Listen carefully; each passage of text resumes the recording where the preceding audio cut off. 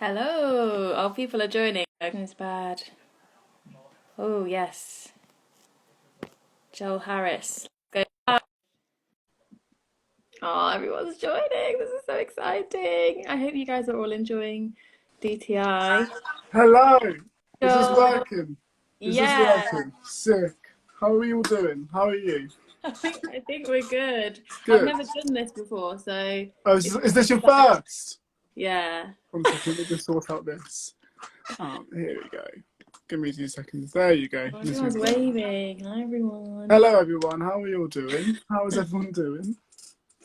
How are you? How are you enjoying DTI, Lydia? Are you enjoying it?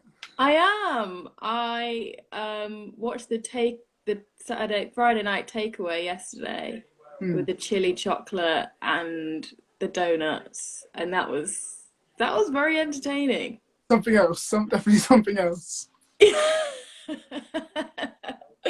Yeah, yeah. So that was good. I enjoyed that, and it Good. looks like some great conversations are being had throughout the day. So Yeah.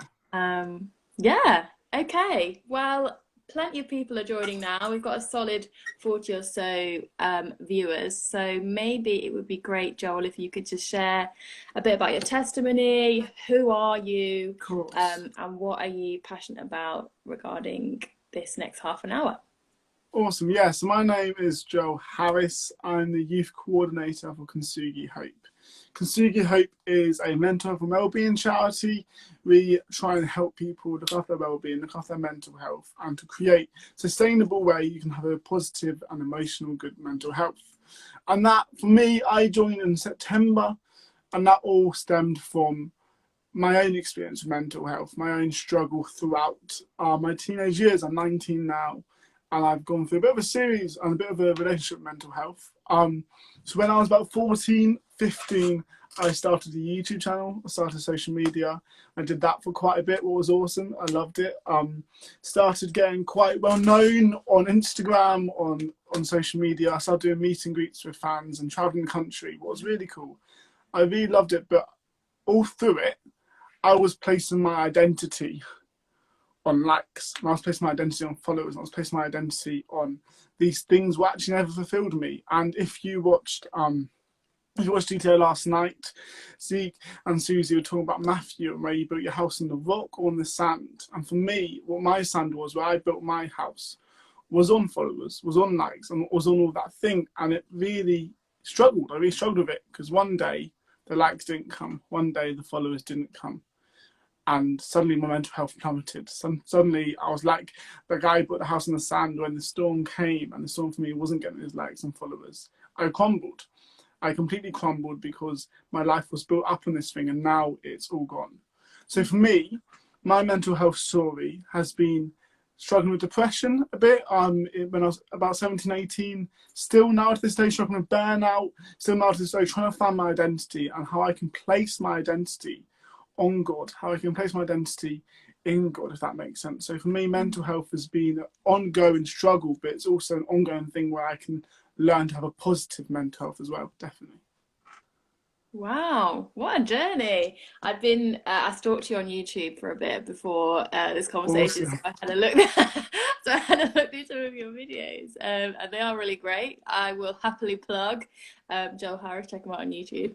But what I suppose I want to get at, and what we're talking about is mental health Mm. in this little seminar. So if you could just go into a bit more detail about your journey and sort of how you went from being consumed by like the social media hype, which we like, I am certainly a victim to that. Like you get you do get a bit of a buzz Mm. from being liked and having stuff shared and commented on, and how you went from being in that place and being so dependent on that for affirmation to where you are now, where you're actually helping other people deal with their mental health issues and sort of yeah, bringing other people on that journey. So yeah, if you could just share a bit more Right, about yeah, that, of that'd be great. course. So for me, what got me through my mental health story, what got me through me struggling was being open and being honest and being vulnerable with people.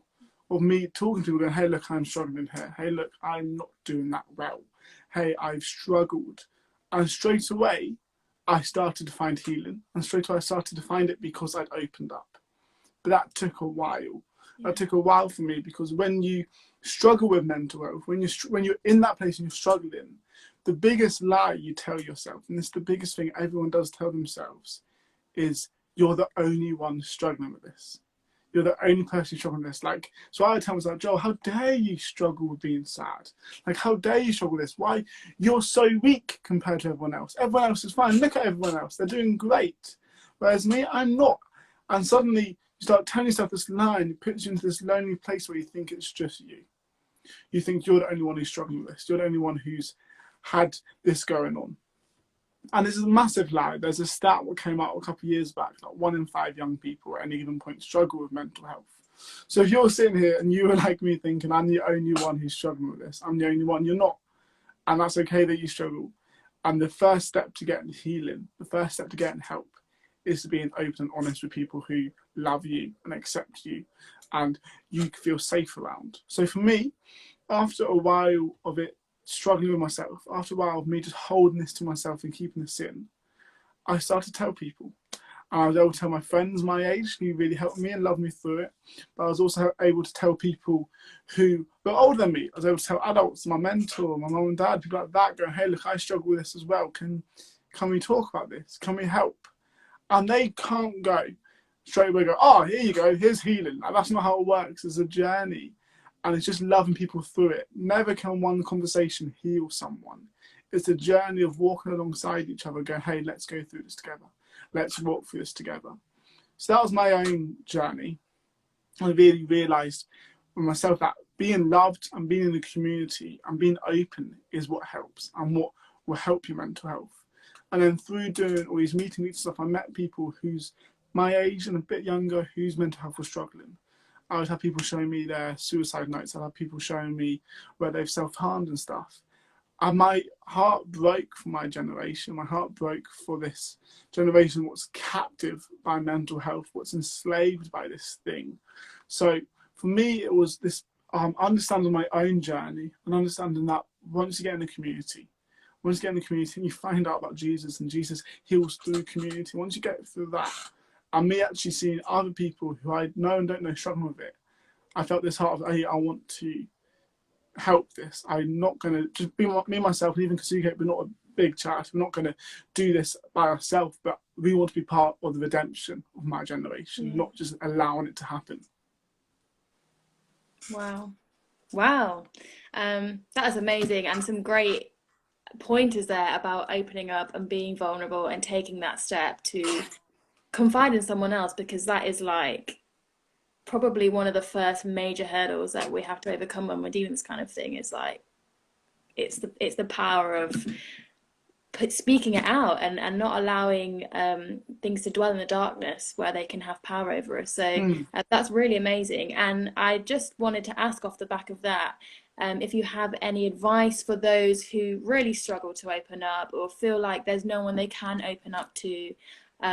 What kind of people should they be looking for? Should they be looking for a mentor, or should they confide in a parent or a friend? Just general advice about how someone who's struggling or afraid to open up might go about doing that. Well, of course, open up is a scary thing, and you don't want to open up to people who you don't trust, and you're like, oh, I'm not sure what them, because you're being vulnerable, and being vulnerable is showing your real self. So a few people what could be amazing for you to open up to, if you're part of a church, if you're part of a youth group, what a lot of people watching this will be, your youth leader would love to talk to you about it. They'll happily open up. You can talk to them. They will happily help you. They will signpost you. They will look after you. So talk to your youth leader. That's a really good step to talk to. If you're new to your youth group and you don't really know your youth leader, or you're a bit worried about talking to your youth leader for any reason, if you're in school and there's and I know we're not in school now, but we've had connections. I know we're on the summer holiday. But if there's a teacher who you trust, who you joined with. I know for me, when I was in school, I had one teacher who was my favourite teacher. I think we've all got that favourite teacher who we know.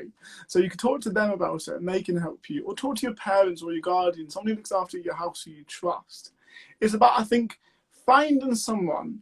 I think talking to your friends as well, talking to your best friends is really strong, but it's also helpful to find someone who's older than you, who's a bit wiser than you, a bit of an adult, and just find someone who you trust. And if you trust them, it's more likely that they love you and they want to see you grow. They want to see you healed. So just tell one person, tell an adult, and go, hey, can you help me? And then from there, you can go on. From there, you can find more help. Brilliant, brilliant. Yeah. Okay. So find someone who's older, who's trustworthy, preferably in the church, maybe. Is that a valid thing to Yeah, say? yeah, Um, that's definitely a valid thing to say. yeah, you know, because I suppose there are so many wise people outside the church, but someone who's got that biblical foundation, who knows God, who knows Christ, it does make a difference, doesn't it? Especially, I know when you confide in someone that knows God, it really is just like a new wave of encouragement, even if it doesn't solve all the problems. So, yeah, that's really great. And clearly, everything you do has a biblical slant. You love Jesus, and He's been with you on your mental health journey. So, I think it would be great if you could let us all know. What part God has played in all of it, how you've stayed connected to God through your mental health journey. Was there a big turning point? Was there a big moment where a light bulb went off in your head and you were like, oh, wow, you know, God is helping me in this way, and this is how, you know, we're going to get through it together? Yeah, of course. So when I was about 14, when I was 14, I must have been, it was my first ever Soul Survivor. Before coming to Soul Survivor, that summer, and just before the start of that summer, I felt really lonely. I felt really lonely, really isolated in place. I was very isolated. I was a twin in the room, and the twin didn't survive, unfortunately. But because of that, I've had this thing all my childhood and early teenage years of me feeling that there's something missing, that there's a part of me missing. So I got to the age of 14 where I was really lonely. I really felt isolated. I had friends around me, had people around me, but I still felt isolated. I was caved into my own space.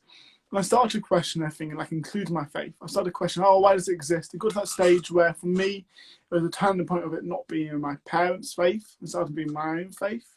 And I started questioning it, going, hey, does God exist? Like, I feel lonely. I feel all this thing. And I got to Soul Survivor. And I remember the first night going, God, I'm not sure if you exist. I'm not sure about any of this, but I give this to you. Please show me that you exist. Like, show me, give me a sign of something. I want to believe in you.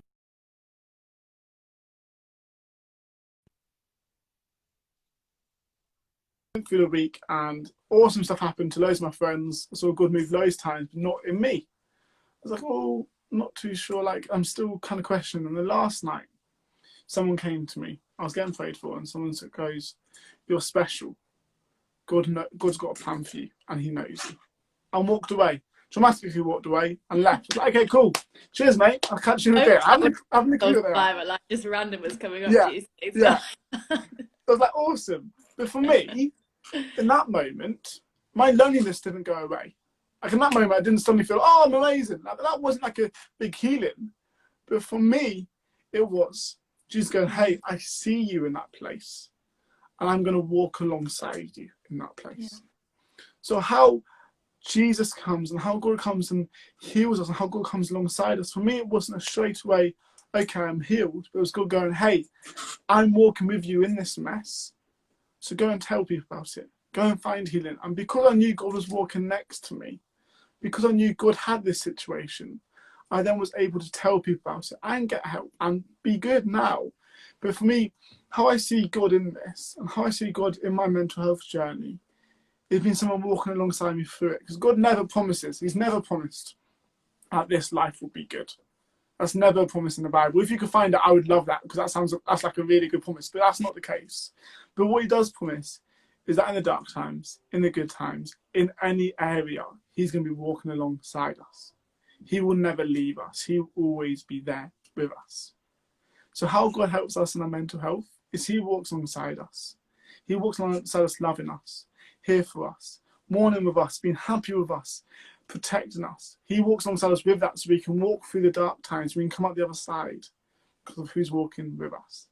So how I've seen God looking back in my mental health journey is most times I see God is through people in this one. I see Jesus through my mentor walking alongside me going, hey, look, life sucks sometimes, but you'll get through it. Through my friends loving me, through people who I know loving me. So I saw Jesus through people coming alongside me and walking with me. Yeah, just as you were speaking, that Bible verse, I think it's Jesus that's saying it. He says, in this world you'll have trouble, but take heart, I've overcome the world. And it's just like, you know, we're not promised that everything is going to be fine, but he's overcome everything and he's walking with us, and in that we can have joy and we can find joy. And even if we don't feel happy, we can know that he's walking with us, and that's the amazing thing about Jesus. And off the back of that, you know, the experiences you've had mean that you can relate to people who are going through the same thing in such a profound way, and everything that you're doing is just amazing, and it's great to see how God has worked in that. So be encouraged. I would like to move this conversation on a little Yes. bit to social media. Yeah. Clearly, that is a domain you're familiar with, you're comfortable in it. How would you advise people, young people who spend copious amounts of time on social media, myself included? What's your advice in terms of staying mentally healthy, boundaries, the right perspective, and you know, what does God say about social media? What does God have to say about Instagram? Of course, yeah.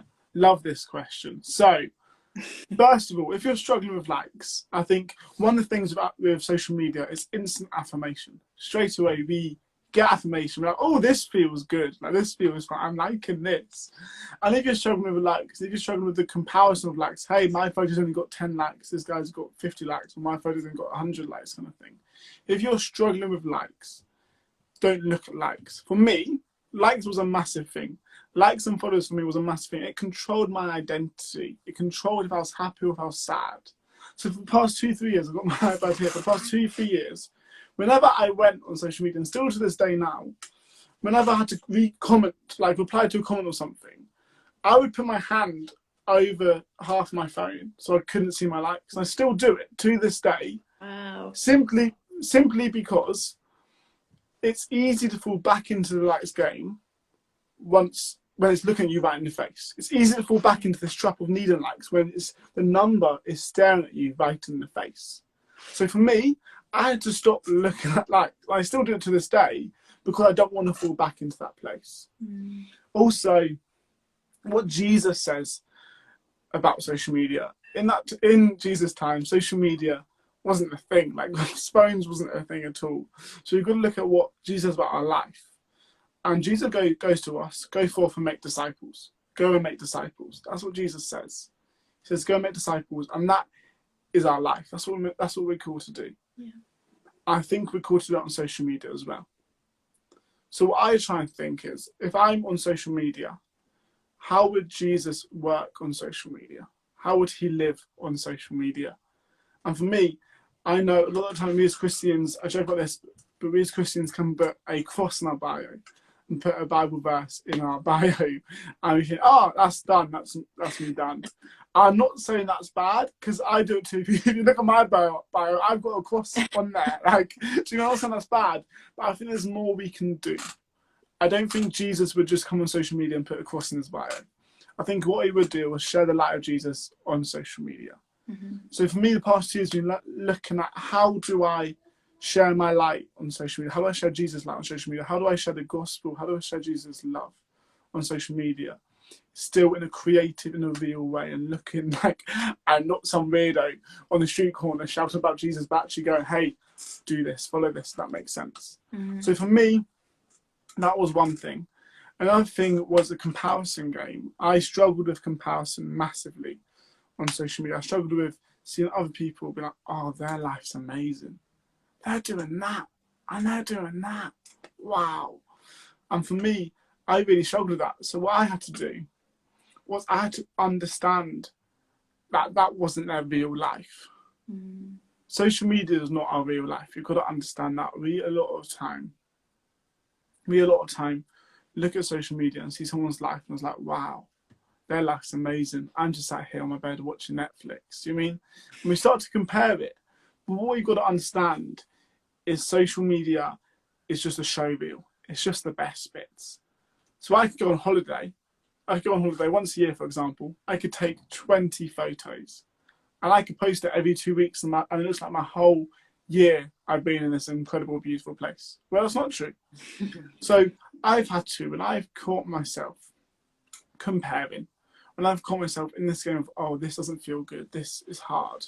When I've caught myself in that, I've had to delete social media sometimes. Not for a long amount of time, But like for a day, I've had to go, oh, okay, today I'm not gonna look. Today I'm just gonna delete it today, because I needed to gain a different perspective of what's going on. When I get caught up in social media, when I get caught up in anything really, and it's in my head like, oh, they're better, or that's going on. I've realised how important it is to take a step out. When we look at Jesus' life, what he did so regularly was take a step out of the crowd. He took a step out of the busyness, out of it, and he went and spent time with the Father. He took time out of the crowds, out of the busyness, out of everything going on, where he was doing good works, where he was healing. He took time out healing people to go and spend with the Father, because he needed to gain a heavenly perspective. He needed to make sure he was always coming back to what was right. And for me, I've had to really find out. I've had to really look and sometimes take a step back and find a heavenly perspective. That my life isn't controlled by lists. My life isn't bad just simply because I'm not on holiday every day. Like, I've had to find a heavenly perspective. So if you're struggling with comparison, or if you're feeling, oh, my life's really bad after looking on social media, take the step out. Delete it for a day, delete it for an hour, whatever you think's right, and find a heavenly perspective on it. Find a heavenly perspective. Someone put in the comments about a few minutes ago, what I just saw was, how do you show Jesus' love on social media? What's an awesome question. So I'm just going to answer that, if that's okay. Yeah, absolutely. How do you show Jesus' love on social media? Is a massive question. And it's one I still try and figure out now. Like, how do I do this? How do I go about it? I don't think there's ever like going to be an answer like, amazing, this is how you do it. This is how you show people God's love. But I think it's being open. It's being honest. It's being real. It's being you. I've, on social media, try and be very transparent about my faith. I try and be very transparent, going, hey, this is me. And that's opened so many conversations up in real life. Like, my friends who aren't Christian can be going, oh, let's chat about this. I've seen you talk about it on social media. So it's being open about your faith is one amazing thing. Another thing I like to do is understand that I don't own my social media account. Like, I don't own it. This isn't me. This isn't mine. It's actually God's. If I've given my life to God, if I've gone, God, I give it to you. If I've gone, God, I give you my life. I believe in you. I want to see people in heaven. I want to give it all to you. Lord, I want to pick up my cross and follow you. That also includes my social media. My social media isn't out of that. So if God goes, Joel, I want you to post this, or I want you to say this, or I want you to do this. Okay, yeah, of course, I've got to, because I don't own it. He's the boss. So what I try and do is I try and just sit in my God time a lot of the time and go, God, what do you want me to post? Like, what do you want me to share? Like, what do you want me to do? I did this the other week. I really felt good talking about how he wanted me to share about being rest in the storm. And how do you find rest in the storm? Because right now there's a massive storm going on with COVID-19.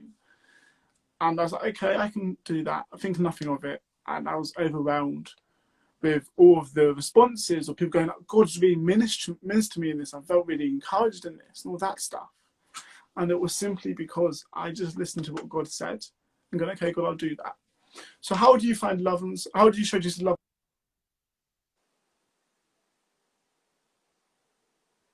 Are we back? Are we back? Yes, we're back. We're back. We lost you for a sec, but we're back now. Yeah, so that's fine. How do we show Jesus love on social media? It's being yourself. When you're a Christian, you can't help but share God. It oozes out of you. So be yourself. Be honest about your faith. And if you're feeling risky, if you're wanting an adventure, go to God. Okay, God, what do you want me to post this week? And see what he says. Wow. Can we all just share in the Lightbulb moment that was the fact that my Instagram account is not my account? Because that's a big moment. That's a big revelation. Yeah, how different would our posting be and our relationship to social media be if we were like, okay, this isn't even my account. It belongs to God. It's not mine. I'm just loaning it for a bit. Yeah. But yeah, that's really powerful. Thank you so much for answering that question, and thank you to whoever asked it. I think coincidentally we are at a time, we've got 5 minutes where we can take questions more generally. So please, if you have any questions, put them in the comments, and Joel will be more than happy to answer them. I will start us off while rolling. It's not my account. That's right, Sandra. It's not. Um, yeah. So you have been involved in running a well-being group, Yeah. and I have in my notes something about a stress bucket. Yes, So would I you can do please this. tell us all about the stress bucket? Of What is that? course. So at Consumer Hope Youth, we created a 6-week material where you can run in youth groups, what look after your well-being. It's like a peer support mentoring scheme. You run in your like youth group and you chat about your mental health. You there's different topics each week, and you learn practical things to have a good and a healthy emotional well-being. And I piloted it with my youth last November, and something that really stuck out to me was the stress bucket. And this activity, well, if you want to do now, you can do it now. If you want to spend more time, you can do it later. And so you get a piece of paper and you draw a bucket. Before we start, I just want you to know I'm not an artist at all. So this is my bucket. As you can see, it's a very, very real bucket. It looks like a bucket. Great. And how it works is your bucket is your emotional capital. It's how much you can take. Yeah? So for example, you first want to figure out what fills your bucket. So what can fill your bucket is work, is family, is homework. You figure out what stresses you out, what fills your bucket up. It could be homework, it could be schoolwork, it could be loads of stuff. So you start writing down what fills your bucket up.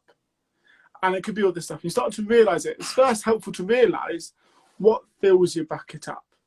And this can get filler and filler and filler. And suddenly it's at the top and something small could happen. Like your mum could go, Joel, can you wash the dishes? And even though it's so small, because your bucket is full, it's just one drop and you suddenly overflow and you lose it. And you completely lose it because you fill this up, and it's not even that washing this is a big thing. It's the final straw. We know that saying, it's the final straw. And I had this with my burnout, realizing that stuff was coming in, working hard, and I realized that suddenly I'd burn out not because of something big, but loads of little things. So then, once you figure that out, you've got to realize you've got to draw a tap. You've got to get a tap out of the stress bucket. Yeah. That's the tap, you turn it, and you figure out what drains your bucket, what keeps your bucket from overfilling.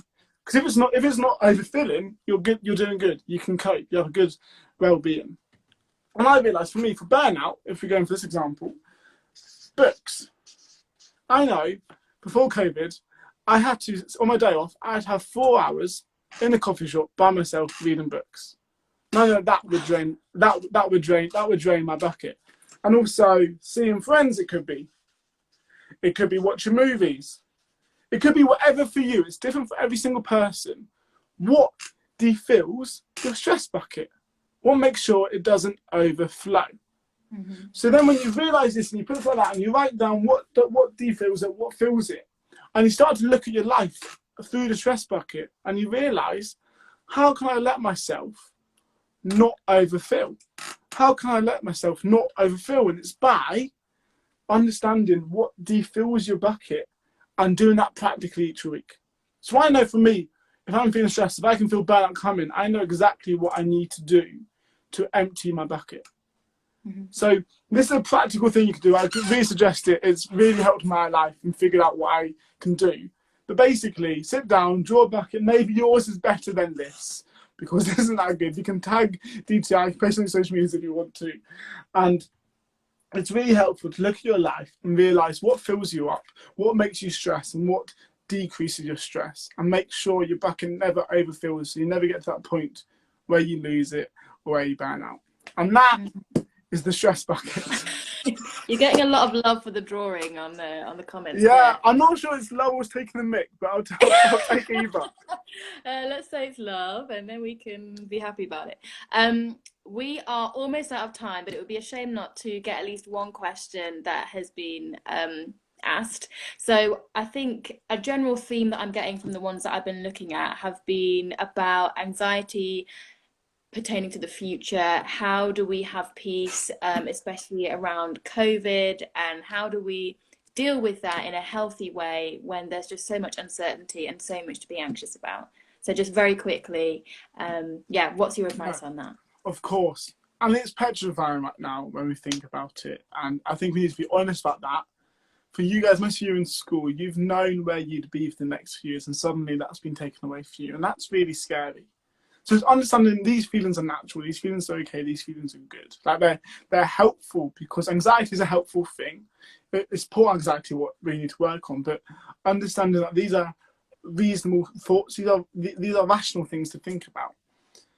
And what I think and what's helped me is I understand that I can't control the future. I can't control it. I can't control what happens tomorrow. And tomorrow isn't stable. But what I do understand and what I do know is God is stable. I know in the Bible it says God is never changing. He doesn't change. He is stable. And for me, I'm coming back to this in Matthew, if you build your house on the sand or rock, I love this story. Because it's going, Jesus goes, if you build your house on me, if you build your house on my word, what I say, I am stable.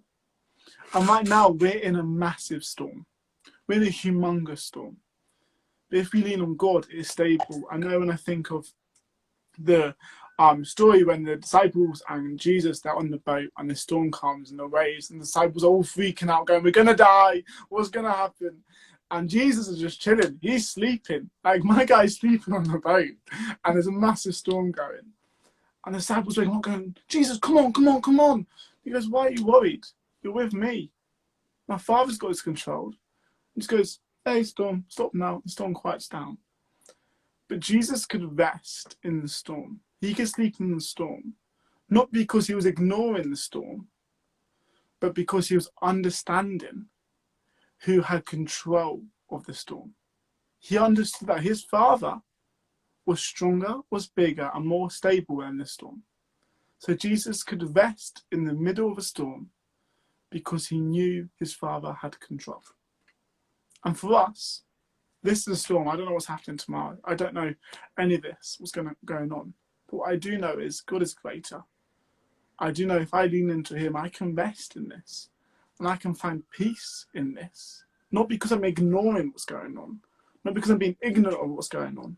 But I'm understanding that my Father's bigger than what's going on. Yeah. That's what I'd say. Yeah, that's amazing. I hope the people that asked those kinds of questions feel encouraged by that. I certainly feel encouraged by it. And in many ways, it's a great note to land on as we go forward and go about our day. Would you be able to just lead us in a quick prayer to finish, Joel? That would be amazing. Of course, I'd love to. Let's pray. Thank you. Dear Lord, thank you for DTI. Thank you for everyone who's put this on, this online festival. Thank you.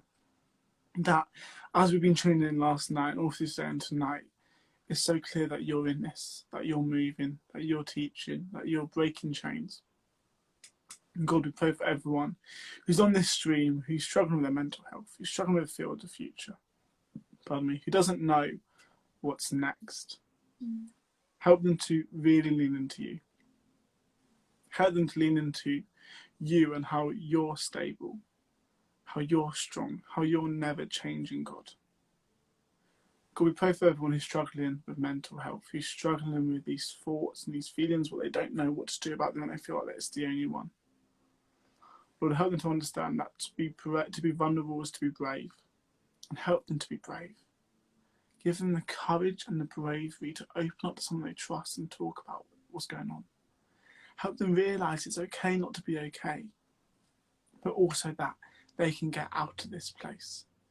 Give them the bravery to open up to their youth leader, to their parents, to someone in the church, or whoever is in their life, Lord. Lord, help everyone who hears this know that they are loved, know that they are accepted, and know that they have a place at the table because they are son and daughter of the King. Lord, we love you. Amen. Amen. Thank you so much, Joel. This has been really helpful. Guys, I hope you have a great rest of your day and enjoy the rest of what DTI has to offer. I know that it's going to be great. I've seen a preview of some of the things and it's looking really good. Remember, your Instagram account is not your account. So if the Lord tells you to stop using it, you better get off. But not today because it's DTI. So, yeah. Enjoy, guys. Thanks so much, Joel. Awesome. Bye. See ya. God bless everyone.